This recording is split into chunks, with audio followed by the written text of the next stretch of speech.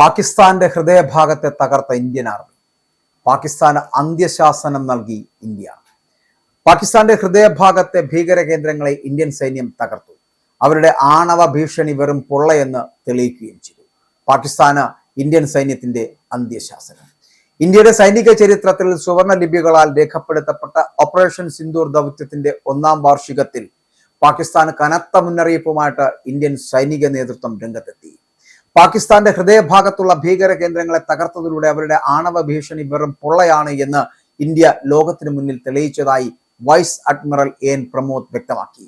ജയ്പൂരിൽ നടന്ന കര, നാവിക, വ്യോമസേനകളുടെ സംയുക്ത വാർത്താ സമ്മേളനത്തിൽ സംസാരിക്കുമ്പോഴായിരുന്നു അദ്ദേഹം ഇങ്ങനെ ഒരു പ്രസ്താവന നടത്തിയത്.